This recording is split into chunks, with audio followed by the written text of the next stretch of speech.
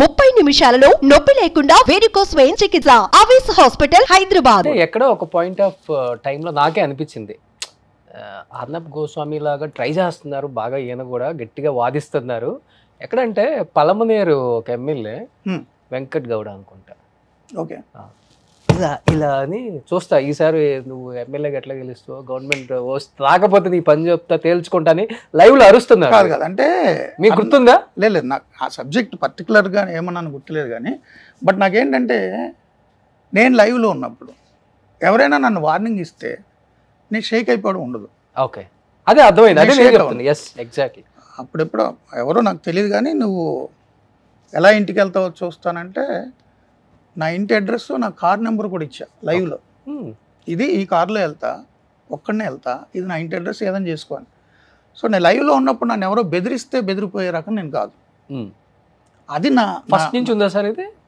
నేను రిపోర్టింగ్లో ఉన్నప్పటి నుంచి కూడా. ఓకే, నేను రిపోర్టింగ్లో ఉన్నప్పుడు నేను చేసిన స్టోరీలకు ఇబ్బంది పడి, అప్పటి ప్రభుత్వంలో ఉన్న మంత్రులు, ఎమ్మెల్యేలు నేను చేసిన స్టోరీలకు ఇబ్బంది పడిన అప్పుడు పోలీస్ కమిషనర్లు కూడా నాకు వార్నింగ్లు ఇచ్చారు. నేను ఈనాడులో ఉన్నప్పుడు నా ఆఫీస్ చుట్టూ జీప్లు, నా రూమ్ చుట్టూ కార్లు, చాలా బెదిరింపు కాల్సి వచ్చినాయి. ఫీల్డ్లో ఉన్నప్పుడు కూడా నేను బెదిరేవాడిని కాదు, బట్ అది పబ్లిక్కి తెలియదు. ఓకే, నేను షోలో ఉన్నప్పుడు, లైవ్ స్టూడియోలో ఉన్నప్పుడు కూడా అలా బెదిరిస్తే నా రియాక్షన్ అలా ఉంటుంది. సో నేను ఒకళ్ళు లిమిటెడ్ చేయడం, నేను ఆ లైవ్ చూస్తానే కూర్చున్నా. చాలామంది నా స్టూడియోలో ఉన్నప్పుడు పేర్లు ఎందుకు కానీ అప్పుడు అధికార పార్టీ ఎమ్మెల్యేలు కూడా వచ్చారు, ఏదో రియల్ ఎస్టేట్ దందాలు చేశారంటే స్టూడియోలోకి వచ్చి లైవ్లో మాట్లాడతా ఫ్లోలో నాకు వాన్ చేశారు. నేను రియాక్ట్ అయ్యాను, సరే తేల్చేసుకుందాం అంతే. ఒకళ్ళు లిమిటెడ్ చేయడానికి ఏమి ఉండదు నాకు. అంటే ఇప్పుడు ఈ 70s నుంచి బిఫోర్ అంటే శాటిలైట్ మీడియా అంత మీరు చెప్పినంత ఉధృతంగా లేదు. ఒక రకంగా చెప్పాలంటే డబుల్ డిజిట్కే పరిమితమైన ఛానల్సే ఉన్నాయి. ఏ ఛానల్ చూసినా కానీ మా టీఆర్పీ రేటింగ్ ఫస్ట్ రావాలి, మాది రావాలన్న దాని మీదే ఆలోచించారు. కానీ ఒకరికి ఏదైనా అయితే మనం ఎలా సేవ్ చేసుకోవాలి, మన అందరం ఎలా ఐక్యం అవ్వాలనేది లేదు. ఎప్పుడైతే ఈ 70s నుంచి డిజిటల్ మీడియా ఎంత ఉధృతంగా వచ్చిందో, శాటిలైట్ మీడియాని కూడా శాసించే విధంగా వచ్చిందని చెప్పుకోవచ్చు. ఈరోజు ఒక న్యూస్ ఎప్పుడన్నా ఫస్ట్ చూడాలంటే ఇవాళ రేపు అందరూ కూడా అంటే పరిణామక్రమం అలా అయిపోయి, పరిణామక్రమంలో మీడియా మారుతుంది. ఫస్ట్ ఓన్లీ ప్రింట్ ఉండేది, ఓన్లీ రేడియో ఉండేది, తర్వాత టీవీ వచ్చింది, టీవీ తర్వాత ఇప్పుడు డిజిటల్ మీడియా వచ్చింది.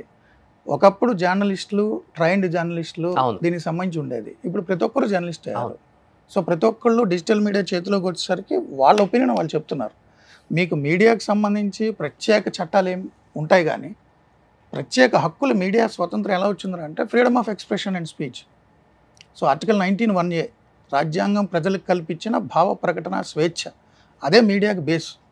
సో ప్రజల హక్కే అది, అవును, ఎవరిది వాళ్ళు చేసుకుంటున్నారు. డిజిటల్ మీడియా ఇంకా విస్తృతం అవుతుంది. ఇంత ఉధృతంగా వచ్చినప్పుడు సార్, ఇప్పుడు మీరు చెప్పినట్టు ఈ థ్రెటనింగ్ కాల్స్ ఇవన్నీ మీడియాకి లేదు ఇప్పుడు అసలు. ఒక రకంగా చెప్పాలంటే ఇప్పుడు కూడా ఇప్పుడు చాలా తక్కువ. అంటే ఇప్పుడు జర్నలిస్టులు కూడా చంపేస్తున్నారు కదా చాలా. మీరు ఎదుర్కొన్నాయి అనేది అసలు మనం ఒకసారి ఆలోచించి కూడా ఆలోచించలేదు. మిమ్మల్ని కొట్టిన సందర్భాలు ఉన్నాయి, చాలా ఉన్నాయి. దేశద్రోహం కేసులు కూడా ఉన్నాయి. మీ మీద ఎన్ని కేసులు ఉన్నాయి, ఎంతమంది భయపెట్టారు చంపేస్తామని, నరాలు కోసారు. అంటే మనం ఎంచుకున్న మార్గం అలాంటిది కదా రోషన్ గారు. అసలు ఇంటికి వెళ్తామా లేదా అన్నట్టుగానే వెళ్తారు. ఇంట్లో వాళ్ళు కూడా ప్రిపేర్డ్, ఒక పర్టికులర్ టైం షో అయిన తర్వాత వీడు ఇన్ని గంటలకు వచ్చి తలుపు కొడతాడు. తలుపు కొట్టలేదు, ఫోన్ స్విచ్ ఆఫ్ చేసిందంటే ఎక్కడికి వెళ్ళిపోయాడు. మళ్ళీ ఎప్పుడు కాంటాక్ట్ వస్తాడు, వాడే కాంటాక్ట్ అవ్వాలి. అంటే పోలీస్ కేసులా, అటాక్సా, లేదు హైడ్కి వెళ్ళాడా, ఇంకా ప్రిపేర్డ్. ఎప్పుడు ఒంటి నిండా నెత్తతో ఎన్నిసార్లు ఇంటికి వెళ్ళి ఉంటారు మీరు నిజంగా? ఇంటికి కానీ హాస్పిటల్కి కానీ ఎంతో ఒక 5-6 సార్లు. 5-6 సార్లు. ఇంకా లేడర్ అయిపోయాడు మన మూర్తి అనుకున్న 2-3 సందర్భాలు ఉన్నాయి. విజయవాడలో అయితే 2-3 రోజులు హాస్పిటల్లోనే ఉన్నాను. అధికార పార్టీ వాళ్ళే కొట్టించారా? ఇప్పుడు నన్ను ఏదో అంటారు కదా, అప్పుడు అధికార పార్టీ తెలుగుదేశం. తెలుగుదేశం అధికారంలో నన్ను అంటారు కదా తెలుగుదేశం ఫేవర్ అని. ఎందుకంటే నా స్టాండ్ ఏంటంటే రోషన్ గారు, డే 1 నుంచి నేను జర్నలిజాన్ని ఒక ఉద్యోగంగానో వృత్తిగానో చూడలే. Service through journalism. సో దేశానికి అన్నం పెట్టే రైతు ఎంత ముఖ్యమో, దేశాన్ని కాపాడే సైనికుడు ఎంత ముఖ్యమో, అంతర్గతంగా దేశానికి సమాచారం ఇచ్చి ప్రజలు తమ ఎన్నుకున్న ప్రభుత్వంలో ఏం జరుగుతుంది అనేది ఎలక్టరేట్కి మ్యాండేట్ వాళ్ళు తీసుకుంటారు డెసిషన్, బట్ ఎలక్టరేట్కి ఉన్న విషయాన్ని ఎక్స్ప్లెయిన్ చేయాల్సిన బాధ్యత జర్నలిస్ట్ అని నా ఉద్దేశం. సో ప్రభుత్వాలు తాము చేసిన ప్రతి చిన్న పని నుంచి పెద్ద పని వరకు వాళ్ళు ప్రచారం చేసుకోవడానికి వాళ్ళకు ప్రత్యేక యంత్రాంగం ఉంటుంది. అధికార పార్టీకి గ్రామ వార్డు మెంబర్ నుంచి, సర్పంచ్ నుంచి, ఎంపీటీసీ నుంచి, జడ్పీటీసీల నుంచి, జిల్లా పరిషత్ చైర్మన్ నుంచి, ఎంపీపీల నుంచి, ఎమ్మెల్యేలు, ఎమ్మెల్సీలు, మంత్రులు, ముఖ్యమంత్రి వరకు, దేశంలో అయితే ప్రధాని వరకు, పంచాయతీ వార్డు మెంబర్ నుంచి పార్లమెంటులో ప్రధాని వరకు, లేదా రాష్ట్రంలో అయితే ముఖ్యమంత్రి వరకు, ఆంధ్ర అయినా, తెలంగాణ అయినా, గుజరాత్ అయినా, అంతవరకు వాళ్ళకి ఒక యంత్రాంగం ఉంటుంది, పార్టీ యంత్రాంగం. వాళ్ళకి కొన్ని లక్షల కోట్ల మంది మెంబర్షిప్ ఉంటుంది. వాళ్ళకి సెపరేట్ సోషల్ మీడియా వింగ్స్ ఉన్నాయి. వాళ్ళు చిన్న పని చేసినా కానీ మంచిగా ప్రొజెక్ట్ చేసుకోవడానికి వాళ్ళకి అధికార యంత్రాంగం ఉంది. ప్లస్ మనలాంటి ప్రజలు పన్నులు కట్టిన డబ్బు ద్వారా వచ్చే సమాచార ప్రసార మంత్రిత్వ శాఖ కేంద్రంలో, సమాచార పౌర సంబంధాల శాఖ రాష్ట్రాల్లో ఉంటాయి. వాళ్ళు 100 కోట్ల రూపాయలు అడ్వర్టైజ్మెంట్స్ ఇచ్చుకుంటారు. అవును, మీడియాకి, ప్రింట్ మీడియాకి పెద్ద పెద్ద బ్యానర్లు, 6 కాలం ఫుల్ షీట్స్ యాడ్స్ ఇచ్చుకుంటారు నేను కట్టిన డబ్బులతో. సో ప్రజలు కట్టిన పన్నులతో యాడ్స్ ఇచ్చుకోవడము, సొంతంగా పార్టీ యంత్రాంగం ద్వారా ప్రచారం చేసుకోవడానికి వాళ్ళు ఉన్నారు. మరి వాళ్ళు ఏమైనా తప్పు చేస్తే ఎవరు చెప్పాలి? ప్రజలకి సమాచారం చేరేయాలి కదా, వన్ వేనే వెళ్ళకూడదు కదా, అది రియల్ జర్నలిస్ట్ చేయాలి. సో నేను ఎప్పుడూ కూడా ఏ పార్టీ ప్రభుత్వంలో ఉన్నా ప్రభుత్వం చేసే తప్పుల్ని, అందులో జరిగే అక్రమాలని, అవినీతిని, అలాంటి పద్ధతుల్ని ప్రజలకు వివరించడం జర్నలిస్ట్ డ్యూటీ అనుకుంటా. ఏ పార్టీ ప్రభుత్వంలో ఉన్నా, ఏ పార్టీ ఉందా, ఏ పార్టీ అని ఉన్నా. నేను తెలుగుదేశం ప్రభుత్వంలో ఉన్నప్పుడు చాలామంది ఎమ్మెల్యేల మీద, మంత్రుల మీద స్టోరీ చేశా, రౌడీ షీటర్ల మీద స్టోరీ చేశా విజయవాడలో, ఆ పార్టీకి సంబంధించిన వాళ్ళ మీద, భూకబ్జాదారుల మీద స్టోరీలు చేశా. నన్ను ఒకానొక సందర్భంలో అప్పటి అధికార పార్టీ నేత, వాళ్ళ మనుషులు, నేను ఆఫీస్లో స్టోరీ చేసి లేట్ అయిపోయింది, ఇంటికి వెళ్తే ఏముంటుంది, ఫుడ్ తినలేదని. అప్పట్లో మెట్రో సిటీ కాదు విజయవాడ, అయితే బస్ స్టాండ్ లేదా రైల్వే స్టేషన్ దగ్గర మాత్రమే క్యాంటీన్ ఉంటుంది. ఈ స్టార్ హోటల్స్ అవి ఉండవు, క్లోజ్ అయిపోతాయి. రైల్వే స్టేషన్ తిందామని పోతే నన్ను వెంబడించి చెత్తపడిచారు, చావ చంపేశారు. 2 days హాస్పిటల్లో ఉన్నా.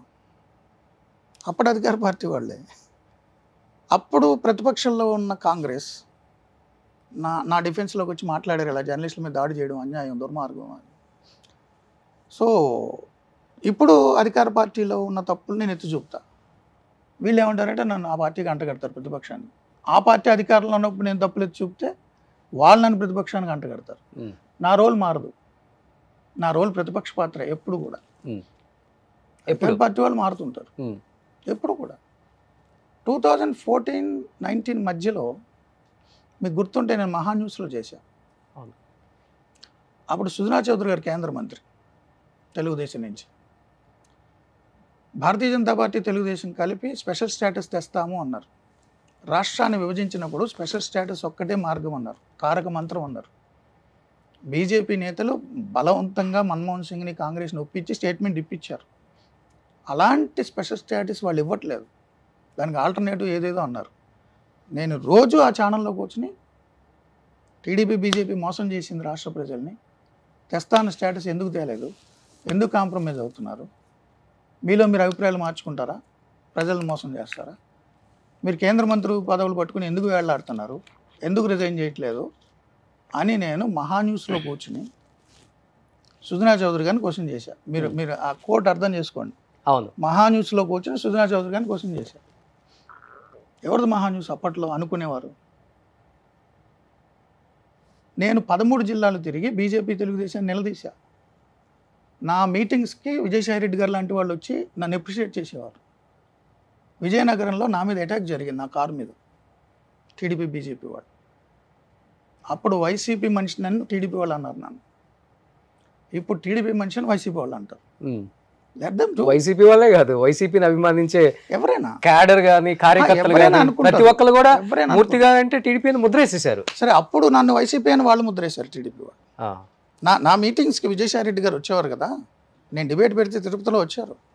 స్పెషల్ స్టేటస్ కోసం మూర్తి కష్టపడుతున్నాడు, సహజం. నేను పార్టీలను పట్టించుకోను, ట్యాక్స్ కూడా పట్టించుకోను. సుమన్ టీవీలో మీ పర్సనల్ అండ్ బిజినెస్ ప్రమోషన్స్ కోసం కింది నెంబర్కి కాంటాక్ట్ చేయండి.